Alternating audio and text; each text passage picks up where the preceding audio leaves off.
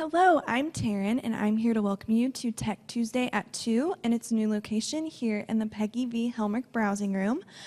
This event is designed to encourage students to experiment with some of the latest software and devices. We want to make these tools accessible to all OSU students and provide opportunities for students to develop skills with the technology they will need to be successful at OSU and beyond. Last month, we learned about Adobe After Effects. If you missed one of our programs or simply need a refresher, all of these programs are rebroadcast on ostate.tv, and they can also be found by searching the library's website for Tech Tuesday. Today, we're going to learn about audio mixing with Adobe Audition with Patrick Daglaris, assistant professor in the Oklahoma Oral History Research Program and head of the Amplified Oklahoma podcast. We'll take questions from the audience afterward, and if you're watching outside on today's live stream, you can submit questions via Twitter using the hashtag LibTech2s. At the end of our program, we'll be drawing for prizes, including today's grand prize, a blue Yeti microphone. If you're an OSU student here with us today, be sure to fill out our prize entry form. Patrick, take it away. All right. Thank you, everyone, for coming. As Taryn mentioned, today we'll be doing audio mixing and audition, so you get a good sense of what we'll be doing. But before we got to the actual mixing component, I wanted to kind of highlight a few of the steps in a more holistic sense of what it takes to mix audio. And so everything that I'll be introducing today is available either at Tech2Go downstairs or in the Creative Studio suite right next door to that. And so to mix audio, the things that you need a way to create that audio, you need a way to get that audio onto your computer, and then you need the software able to edit it. And so I wanted to kind of highlight those first two steps first to give us a good kind of run through of what it takes to mix audio. And the two examples I have here, I have these two microphones, if everyone can see. Here's a Shure microphone. It's a great one for if you're outside, any type of field recordings. This is an omnidirectional mic, which means it'll pick up anything around, but because of, especially with the windscreen here and the way it's set up, it's relatively closer. So if someone was in the back of the room shouting or speaking, this is not ideal for that. And some of the things that in showing these microphones, it's a good indication to show where technology has gone, like where we are now, because a lot of these microphones work in different ways. So I'm going to come around here. You'll notice for this microphone, there's an XLR cable. I don't know how familiar everyone is with microphone cables or music recording, any of that. But this requires an XLR mic or cable. So once you plug that in,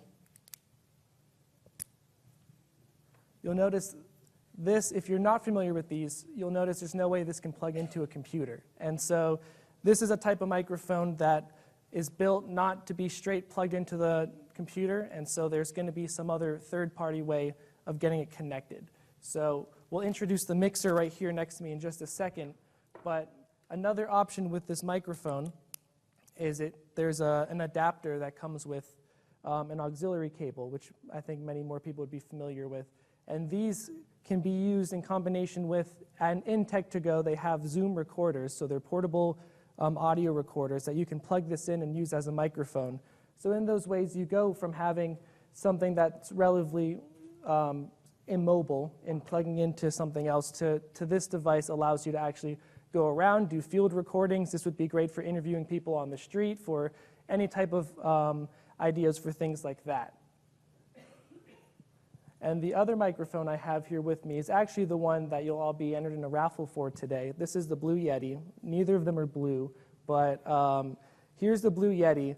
And the best thing about these types of microphones, which are very modern in one sense, is it plugs directly into the USB slot of any laptop or computer. So these are obviously great. You can plug right in, your computer will recognize it, and you can record just about at the click of a button. So what this one tends to offer, you can change the volume of the headphones you can plug in, you can change the direction or the pattern that it's recording, so you could change it to omnidirectional everyone, you can change it to bidirectional, so if you sat it in the middle between two people having a conversation, it could pick up both those. And so in theory, if there was someone else on these other sides, it wouldn't pick those up as much. The signals would only be going these ways. So this kind of just shows how far we've come in microphones and technology and recording and editing. But both of these are available downstairs and very much depend on the strategy or the project that you're working on and what your intent is. And so I want to introduce the next guest for my presentation, which is the mixer. Has anyone ever seen or used one of these before?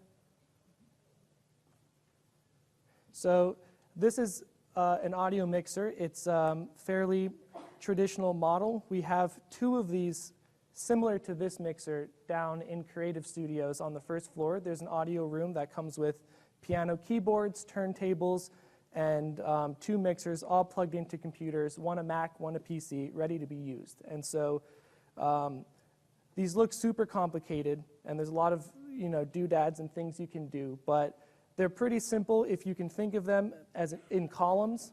So if you look from top to bottom, these rows all are mostly the same. Up here changes inputs and different things, but all of these do the same thing. So if you start from the top, you have your microphone input. If I wanted to plug that one in right now, you have a guitar line. If you had whether it's a guitar cable or keyboard or any other instrument, and you have different effects you can control. You can control the EQ, you can control the gain, the master volume, and all these things tend to simplify. Once you understand that, this kind of gets a little easier to unpack. And so one of the things that's great about these is if you're using more than two recordings. So if you're in a band, you have a singer, guitar, bass, and drums. This is kind of a straightforward approach because what you can do is plug this in. You can plug multiple things in at the same time, mix that audio, and these can be used in a live setting. So these can't be checked out, so you can't use these and play at a bar if you're in a band, but you can go in there and record either multiple instruments. You can plug in the keyboard to this, and you can sing, or you can plug in a guitar, any other instruments. You can do all that in one versus something that just has one microphone. You're limited to creating one at a time. So this is great for doing several things simultaneously. And one of the other aspects about this is that what you'll see, I don't have the technology with us. We're not doing a review of the music side of this as much, but you can plug this in also to the computer. So in that live sound, you can have it go to a speaker system, or you can set it into one of the software that we'll be looking at today. And so these are really great in those ways. And so all of that's available downstairs to check out or to go into the rooms to edit. And so I wanted to sit down a little bit now and actually get into Audition. So I believe everyone, you won't have access to my files, but I believe everyone has Audition open, so you can kind of play around in it, get a little familiar.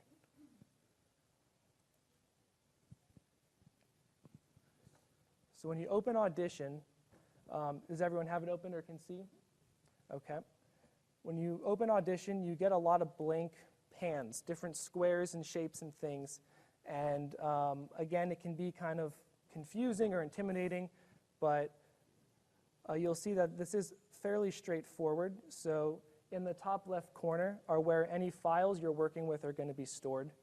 Under that, you have your media browser where you can actually upload, you can find files on your computer to upload.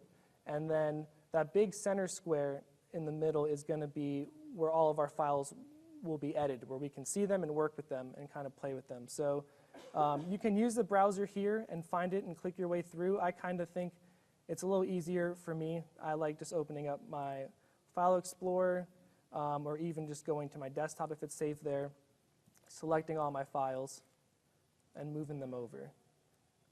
So if you drag them over and you copy, you'll see that they're all loaded over here now. And if you actually double click, you can actually see the waveforms of each individual file. And so with that loaded, so this is the waveforms of all the files. It shows you how long it is, all that information. And if you go down here, you can actually hit play. And we'll see, I'll pick something quieter just so we see how it sounds. This episode of Amplified Oklahoma is brought to you by the Oklahoma Oral History Research Program at the Oklahoma State University All right, Library. and so you can see at the bottom those levels that we're moving, and you saw it getting into yellow or maybe peaking in red.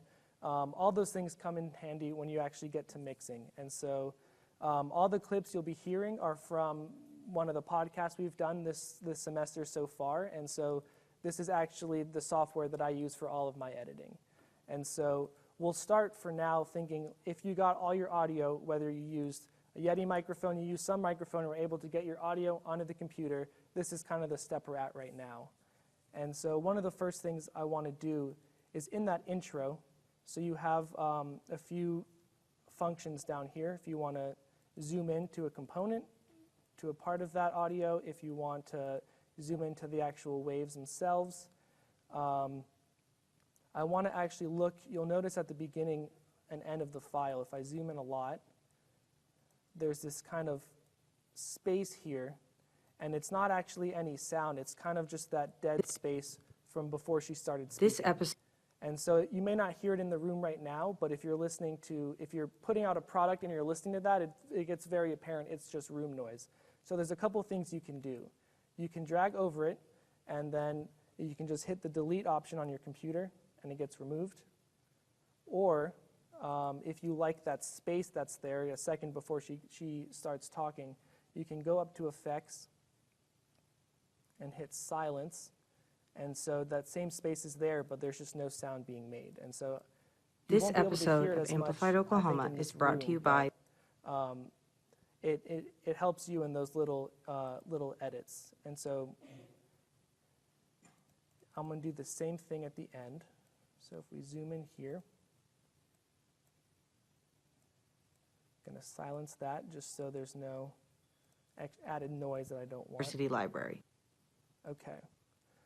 And so as you can see, I'm clicking and I'm able to edit whether I want to delete, whether I want to change the sound or silence. I'm able to do all that editing right in this center space. And so before I actually start crafting everything, I want to do just a couple more edits. So this song I'm using I only need it for the intro. It'll be maybe 2 minutes max. And so as you can see, it's a 9-minute song. So what I'm going to do is I'm just going to highlight all this extra, and I'm just going to delete it, remove it from the file. So now we're only working with these 2 minutes. And those are all the edits that I think I want to make before I start actually combining these files. So I can go ahead. If you click on at the top left, there's a button that says multi-track. And when you do that, it'll ask you to create a new session. I'll go ahead and name it podcast.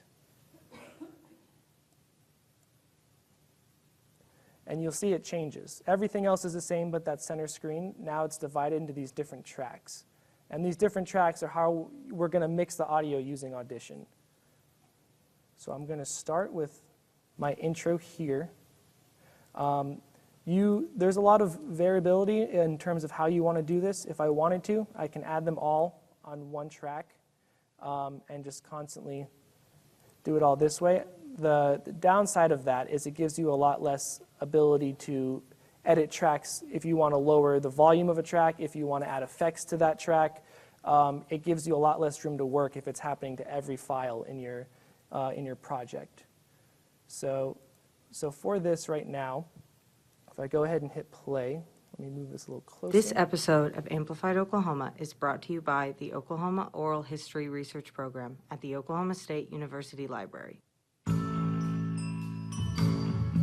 so it has that transition, which sounds okay. There's nothing wrong with it. This is where things get a little more interesting, is when you actually have overlapping components.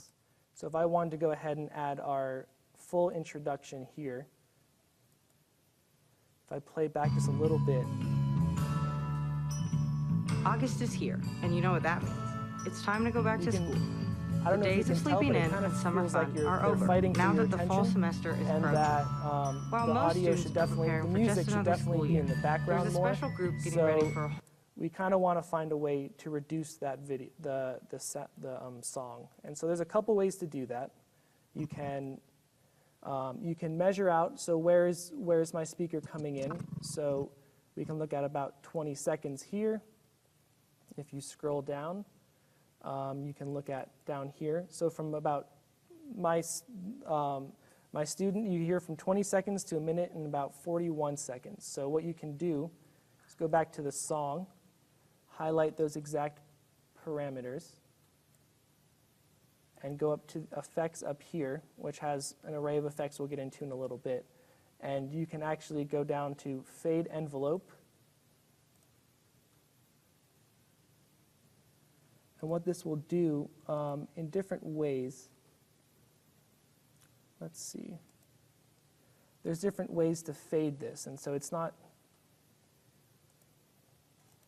my options aren't showing up, but, so there's a way to do this.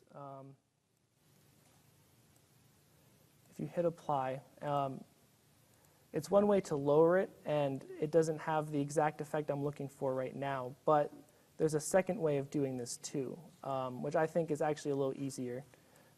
If we zoom in a little bit more on the track, right around here, we know we want the song to get lower by the time she starts speaking. So if you click, there's this yellow line right here that affects the gain. So all this is going to do is lower or increase the sound of that track. So it's at 0 right now.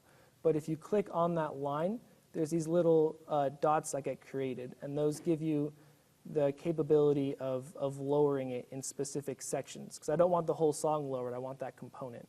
So if you hear it, August is here. it kind of gets into the background a lot more. The days of sleep.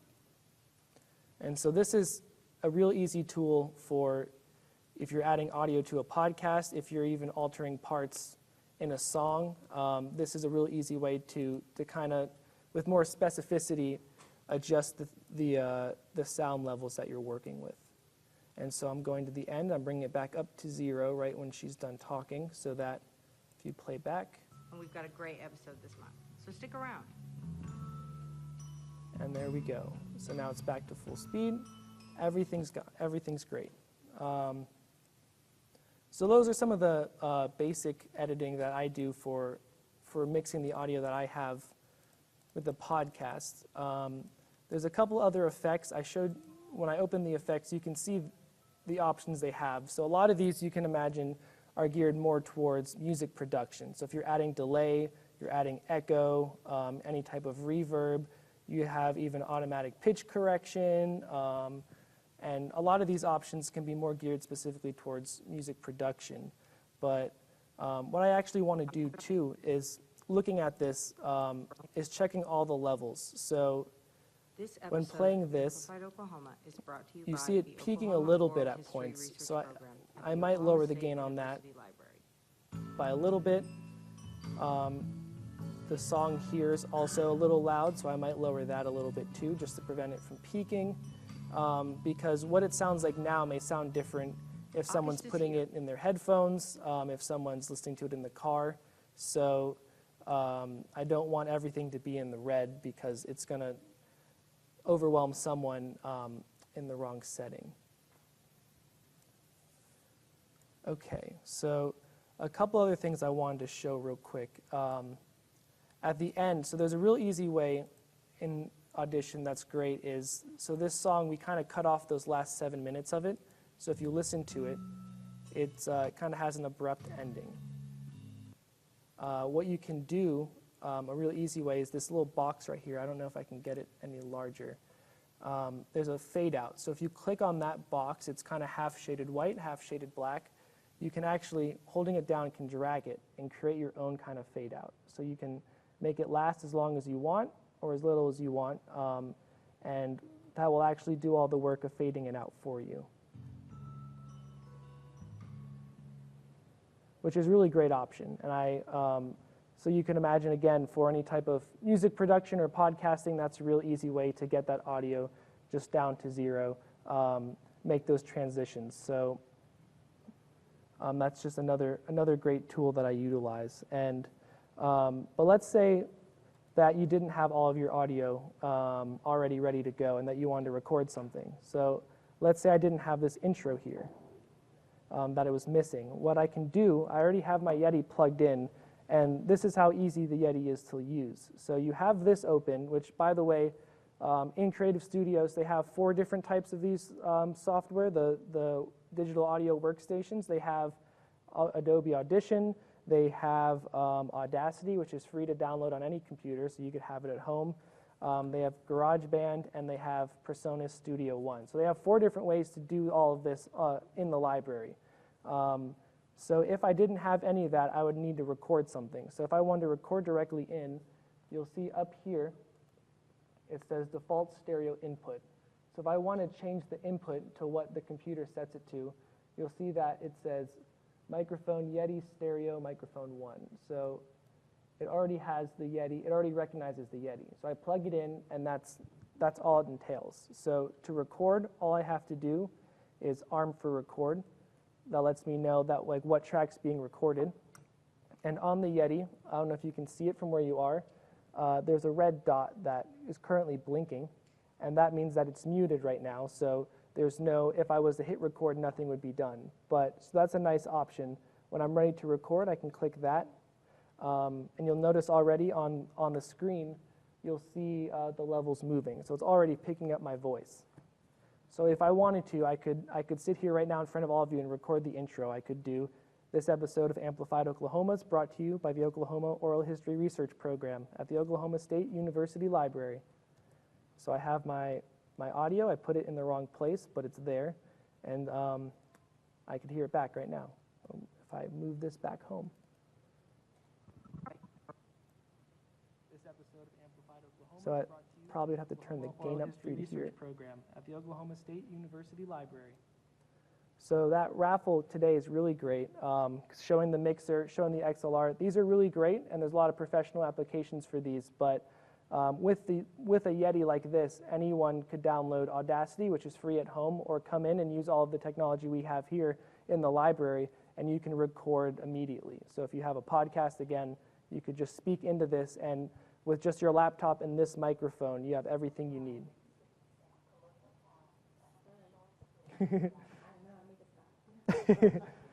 So that's a really great tool, and I think that's one of the best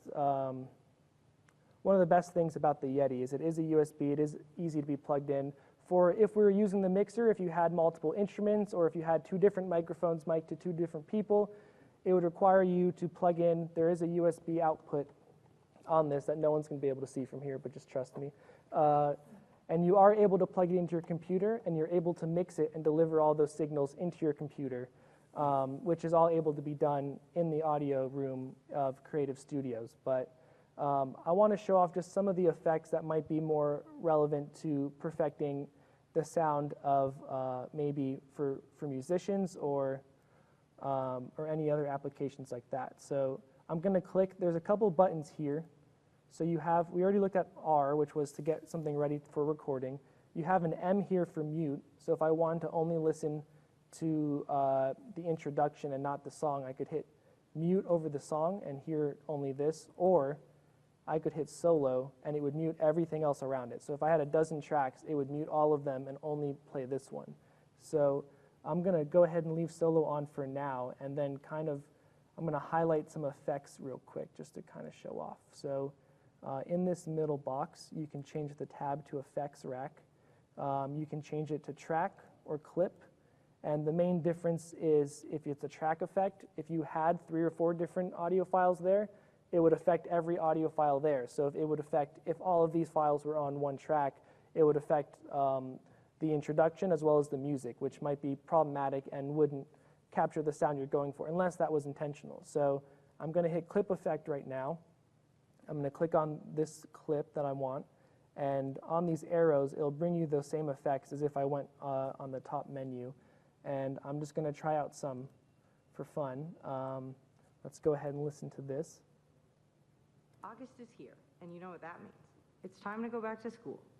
The days of sleeping in and I don't summer know how fun much if are you can over, hear it now that the too fall much, semester but is there's approaching. a lot of reverb on While that most right now, students are preparing which for will just kind of another school year, there's a special group almost getting sound a ready little echoey. And so this is how you would do it, as if you had a guitar or vocals. She's not singing in this, but I have the same ability to edit her voice as if she was. And so I can try out some of these. a whole new adventure. and that one I think is a little easier to Freshman hear. year is mini So that one sounds a little crazier, but all of these options you can see are relatively easy to do. And so, let's see, I did reverb. And so the one last thing I wanted to show you in editing audio is, let's say you did get a field recording, or let's say you recorded in the middle of the library, you thought that'd be a great place to record your podcast. And so you listen to it and you realize how terrible the sound is because you capture every person walking by and the fire alarm went off and all these other factors. So if we go back over here, I have a sample audio, and hopefully you can hear this fairly well. So in this audio, there's a lot of background noise. You can hear something clicking, and you can just hear a lot of like an air conditioning fan blowing.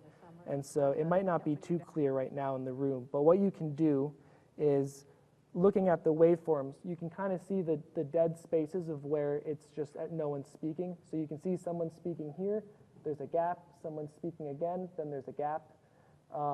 You can actually, if you highlight one of those gaps, you can go up to effects and capture that noise print. So what that's going to do is it's going to know that that's the sound that it's trying to remove. And so it's going to highlight that sound. And if you go back to effects, do noise reduction. Well, actually, before I do that, let me make sure I'm selecting all of it. It's an effect I'm applying. I want it to affect the whole clip. I can go to noise reduction. And if I play it back, you would mow all over Stillwater. you'll see kind of the yellow, green, and red.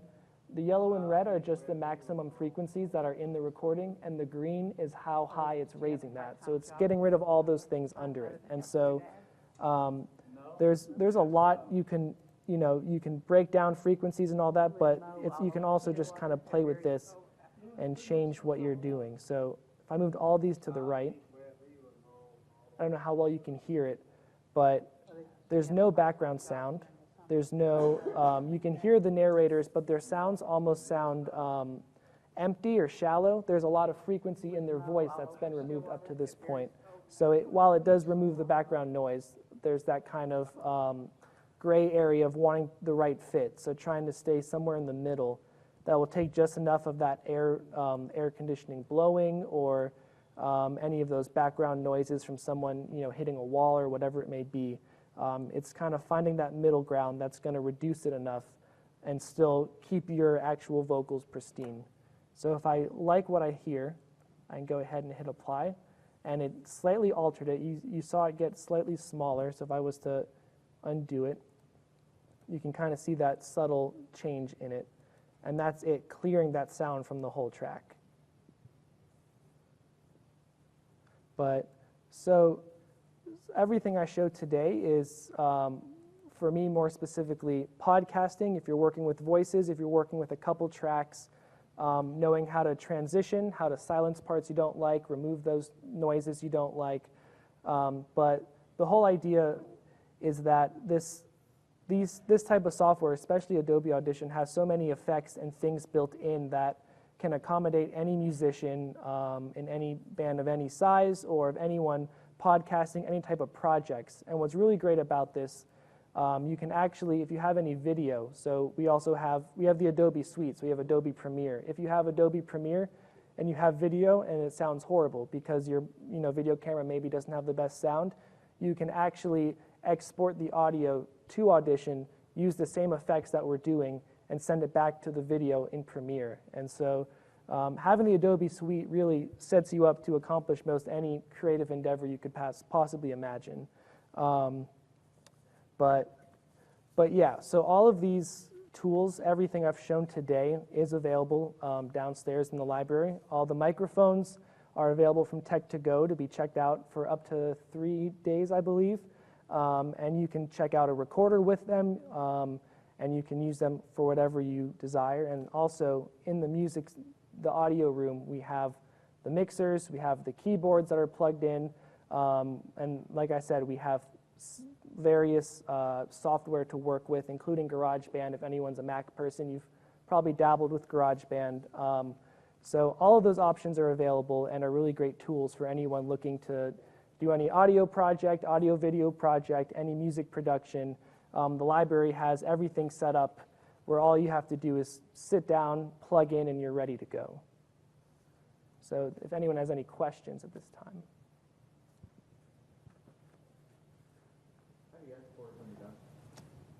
It's a great question. So let's say the state it's in now is perfect. I love everything I hear.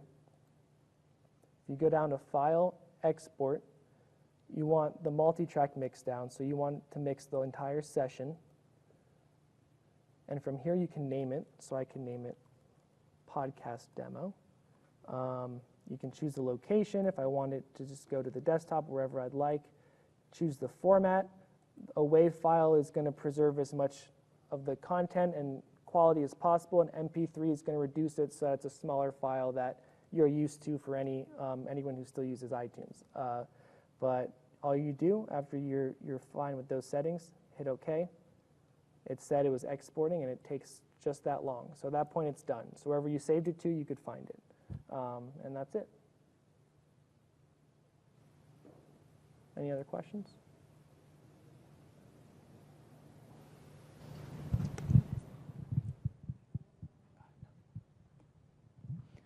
All right. Well, thank you, everyone. Thank you for your questions. If you want to know more about the Adobe software that's available in the library, I encourage you to visit our knowledgeable staff in the Edmond Lowe Creative Studios. That's located in room 105. Or you can check out one of our logins for LinkedIn Learning, which offers thousands of online training videos on a number of topics. Tech Tuesday will return next semester on February 5th with an overview of all the software that's available to students at the library, and we hope you all can join us.